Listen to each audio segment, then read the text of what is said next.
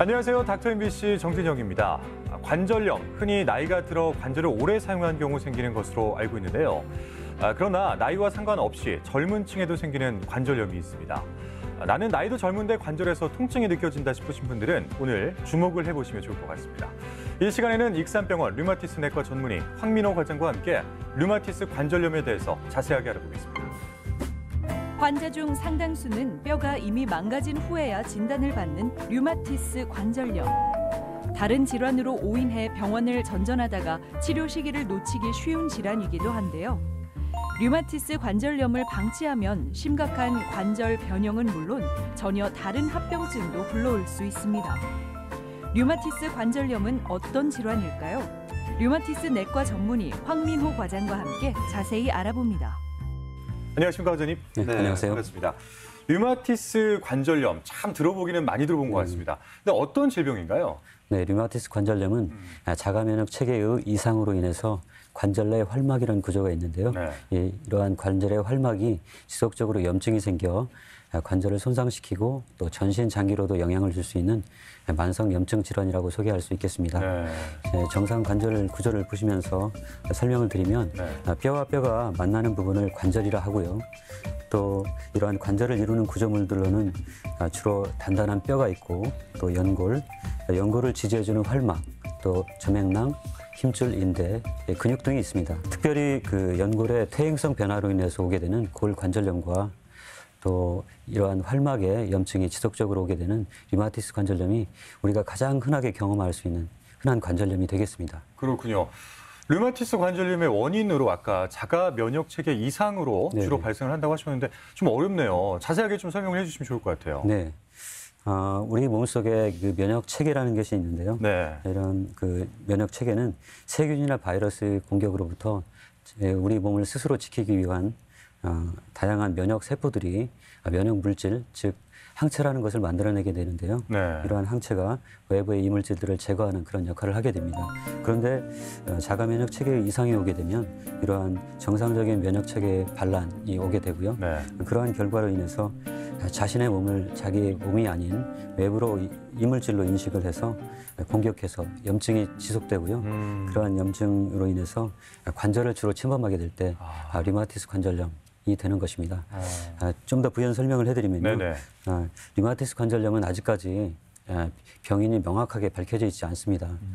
그러나 류마티스 관절염에 취약한 유전적 소인을 가진 개인에게 있어서 다양한 세균이나 바이러스의 감염과 또한 다양한 환경적 그런 요인들이 서로 맞물려서 자가 면역 체계의 이상이 오는 것으로 알려져 있습니다. 특별히 이와 관련된 환경적 요인으로는 치주염과 같은 감염, 흡연, 여성 호르몬이 주로 관여된다고 알려져 있고요. 이외에도 임신, 육체적, 정신적 스트레스, 또 기후, 도시화, 교육 수준, 영양 상태 등이 관여할 것으로 생각하고 있습니다. 그럼 이 류마티스 관절염이 얼마나 흔한 질병인 건가요? 네, 전 세계적으로 1% 정도가 해당이 됩니다. 우리나라 통계 자료를 말씀드리면 2005년 국내 데이터인데요. 인구 1000명당 21명이 류마티스 관절염을 앓고 있다. 이렇게 보고가 되어 있고요. 최근 2017년 국민건강보험공단 자료에 의하면 병의원을 이용하는 류마티스 관절염 환자가 24만 명 이상이 되는 것으로 나타났어 더 이상 류마티스 관절염은 희귀 질환은 아니다. 이렇게 말씀드릴 수가 있고요. 남녀노소 어느 연령대에서나 다 나타날 수 있습니다. 그렇지만은 대부분은 이제 30대 중후반, 40, 50대 정도, 특히 여성에서 남성보다 3배 정도 더 많이 발생하는 것으로 되어 있고요. 또 유전 질환은 아니지만 가족 중에서 류마티스 관절염이 있다면 정상인보다 2배에서 3배 정도 더 많이 발생하는 것으로 되어 있습니다. 그러니까 류마티스 관절염이 말씀대로라면 한 3, 4, 50대 정도에서 집중적으로 발생을 한다고 말씀을 하셨는데 이런 이유가 있나요? 주로 30대 중후반, 40, 50대 여성에게서 나타나는 이유는 주로 여성 호르몬인 프로게스테론이나 에스트로겐과 같은 여성 호르몬이 주로 관여를 할 것으로 알려져 있습니다. 바로 이 여성 호르몬 중 에스트로겐이라는 호르몬이 우리 몸에서 류마티스 관절염을 일으키는 류마티스 항체라는 면역 물질이 있는데요. 네. 이러한 면역 물질을 만드는 면역 세포들을 활성화시키고 증가시켜서 관여될 것으로 생각하고 있습니다. 그러니까 류마티스 관절염이 이제 관절염의 일종인 거잖아요. 네. 그러면 일반 관절염과는 뭔가 좀 차이가 있을 것 같아요. 증상이 차이가 있나요? 어떤 차이점이 있죠? 네, 가장 흔한 증상의 차이는 일반 관절염과 다르게 손가락이나 손목 등의 작은 관절이 좌우 대칭적으로 붓고 누르면 통증이 있는 압통 증상이 있고요. 아침에 자고 일어났을 때 관절이 뻣뻣하고 네. 굳어지는 잘 움직여지지 않는 이런 조조 강직이 1시간 이상 지속이 될 때, 즉 이런 염증성 관절염의 특징을 보일 때 바로 구별이 되겠습니다. 네.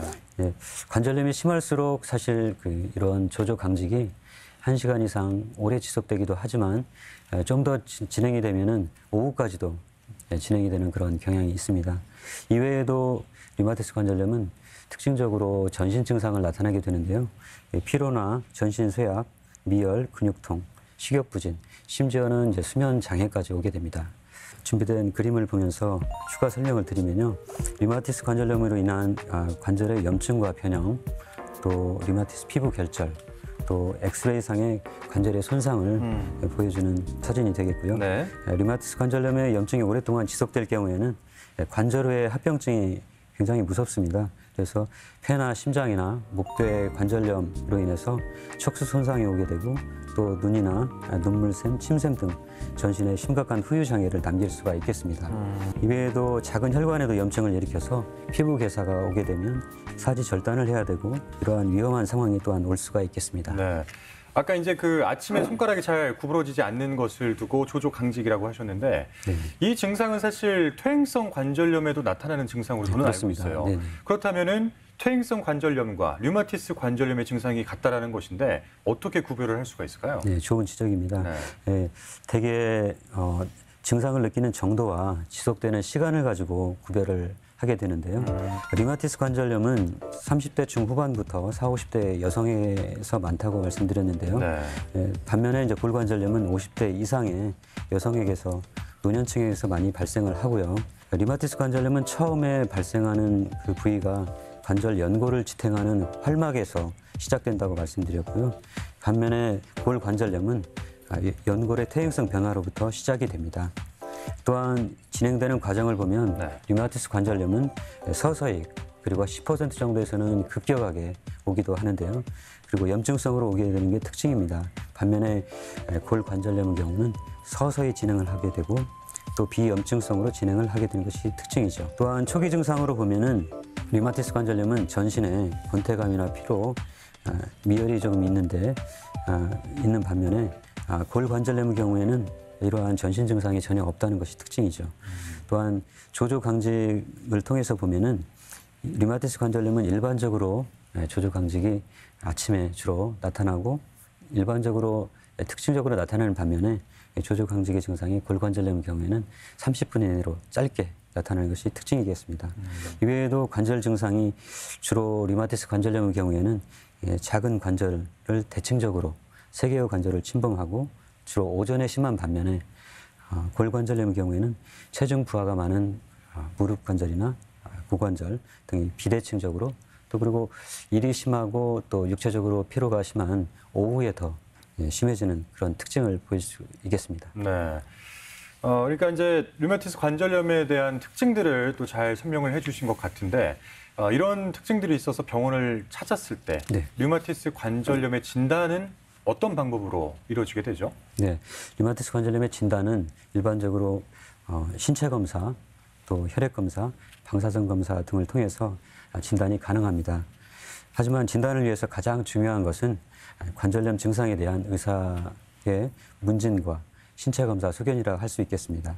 즉 신체 검사를 통해서 류마티스 관절염의 임상적인 특징인 작은 관절에 이 붓고 아프고 양쪽으로 대칭적이며 조조 강직이 1시간 이상 지속이 되는 이러한 염증성 관절염의 특징을 확인하는 것입니다. 네. 이외에도 이제 혈액 검사로는 류마티스 항체와 같은 면역 물질을 확인을 하고 또 염증 검사를 통해서 진단을 하게 되고요.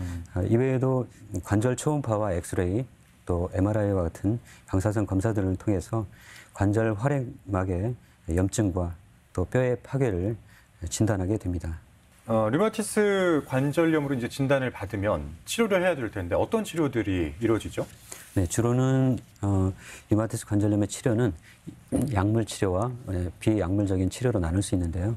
이 비약물적인 치료로 뭐 수술적인 방법, 물리, 운동과 같은 재활 치료 방법들이 있겠습니다. 네. 그러나 이제 이 중에서 가장 중요한 치료는 치료의 근간은 이제 약물 치료라고 소개해 드릴 수가 있고. 약물 치료예요. 왜냐하면 류마티스 관절염의 염증과 관절 손상을 막기 위해서는 병인에서도 제가 말씀드렸듯이 자가 면역 이상을 근본적으로 조절해야 되기 때문에 약물 치료가 매우 중요합니다. 그럼 약물 치료 같은 경우에는 자가 면역 체계를 다시 돌려놓는 그런 식의 어떤 약물 치료가 이루어지겠네요.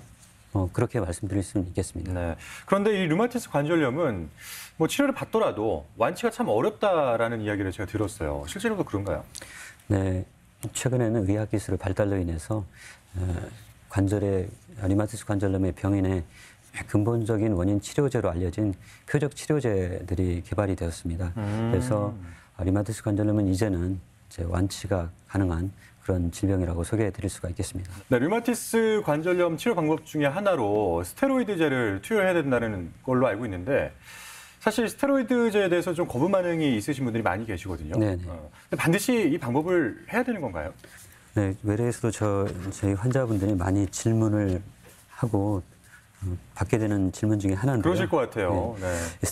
스테로이드제는 사실 류마티스 관절염의 염증을 치료하는 가장 강력한 약물로 치료에 있어서 매우 유용한 단기적인 치료 방법이 되겠는데요.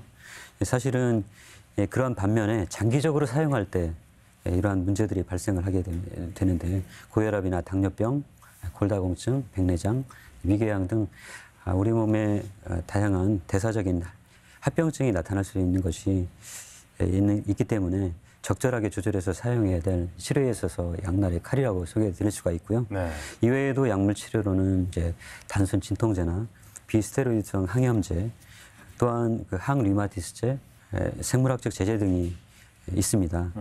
특히 최근에 개발돼서 임상에 적용돼서 사용하고 있는 생물학적 제제는 자가 면역과 염증의 진행에 관여하는 사이토카인이라는 그 물질을 작용을 억제하는 일종의 표적 치료제로서 조기 진단과 조기 치료라는 이런 측면에서 바라볼 때 매우 유용하게 선택될 수 있는 약물이라고 얘기해 드릴 수가 있겠습니다. 사실 어떤 질환이든 간에 조기 검진과 조기 예방, 조기 치료 이런 것들은 참 중요한 문제일 것 같은데 류마티스 관절염도 마찬가지겠죠? 네, 그렇습니다.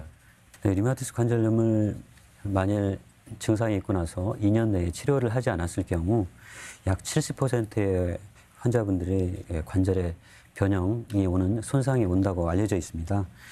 일반적으로 관절 손상이라고 우리가 얘기를 하면은 뼈의 손상만을 생각하게 되는데요. 관절 주변에 있는 연골, 그 주변에 있는 힘줄이나 인대 등의 건초 손상들이 같이 오게 돼서 일단 이러한 건초 손상까지 이어져서 진행을 하게 되면 결국에는 관절의 변형이나 기능 저하가 오기 때문에 이러한 것을 미리 예방하기 위해서는 조기에 진단하고 조기에 적절한 치료를 하는 것이 매우 중요하겠습니다. 네, 그러니까 정리하자면은 단순히 염증만 지속되는 것이 아니라 급격하게 관절 손상까지 일으킬 수 있다. 이런 말씀인 거죠? 네, 맞습니다. 2014년 대한 류마티스 학회 연구 자료를 보면요. 우리나라의 류마티스 관절염 환자는 선진국에 비해 발병 후에 진단받는 데 걸리는 시간이 3배에서 5배 정도 늦는 것으로 발표되었습니다.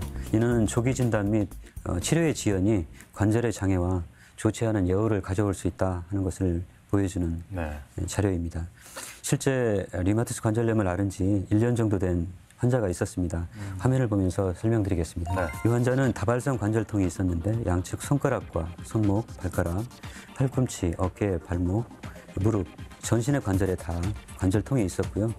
조조 강직이 1시간 이상 지속이 되고 움직이면 통증이 줄어들고 쉬면 악화되는 그런 양상이었는데 혈액 검사에서 류마티스 항체가 양성이 나왔고 염증 수치가 상승이 있었습니다.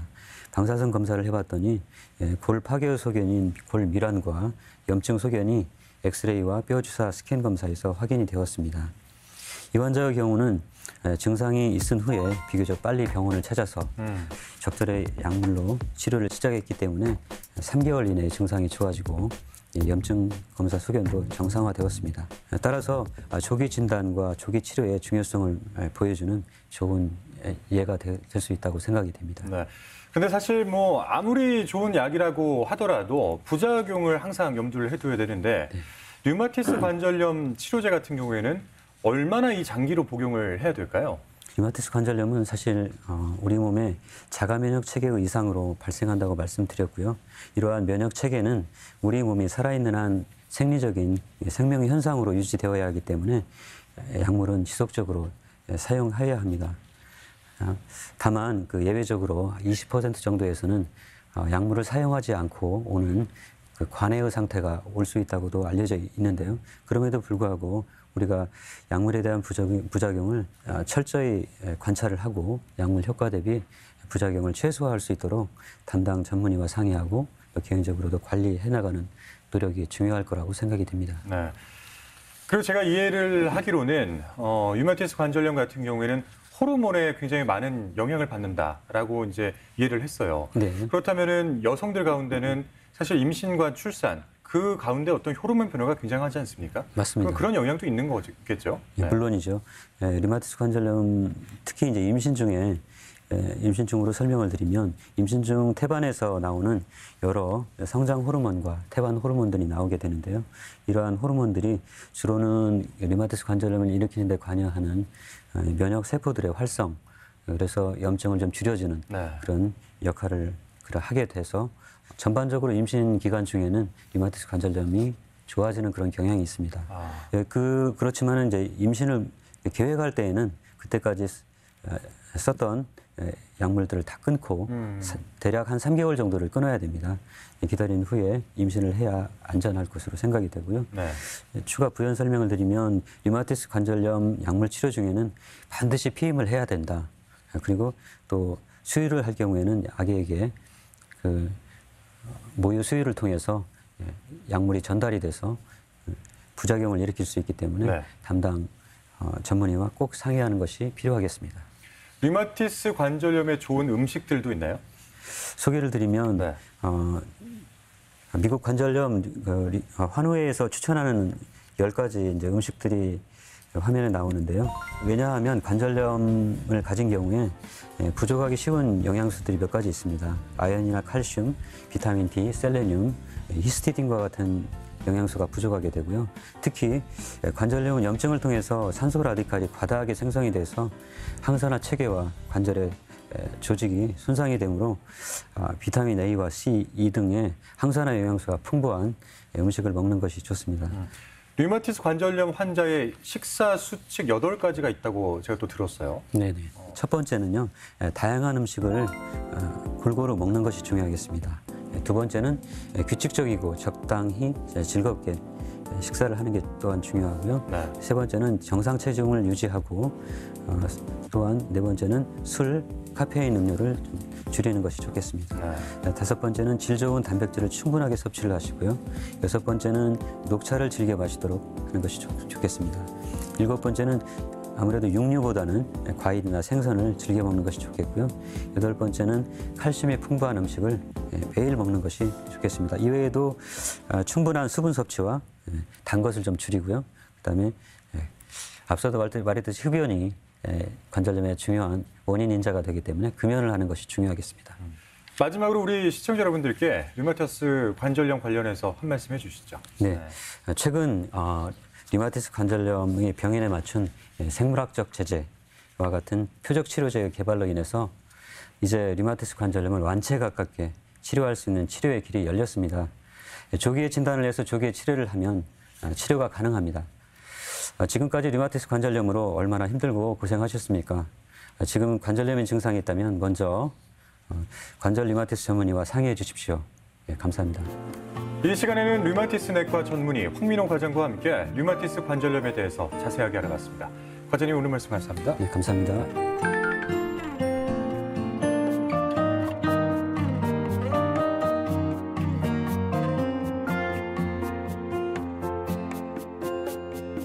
코로나19의 영향으로 개인 위생에 대한 관심이 높아지고 있습니다. 마스크 쓰기와 자주 손 씻기는 이제 많은 분들이 익숙해지셨을 것 같은데요. 그런데 간과하기 쉬운 것이 바로 사무실 물건입니다. 특히 자주 쓰는 컴퓨터 키보드와 마우스는 세균과 바이러스의 온상이 되기도 하는데요. 사무실 키보드와 마우스에서 변기보다 2배 가까이 많은 일반 세균과 식중독균이 검출됐다는 조사 결과도 있습니다. 이런 사무용품을 사용할 때도 역시 손을 자주 깨끗이 씻고 가능하다면 베이킹소다나 소독용 에탄올로 종종 깨끗이 닦아주는 것이 개인 위생에도 큰 도움이 될 것 같습니다. 저희가 준비한 소식은 여기까지입니다. 다음 주 이 시간에 다시 찾아뵙도록 하겠습니다. 고맙습니다.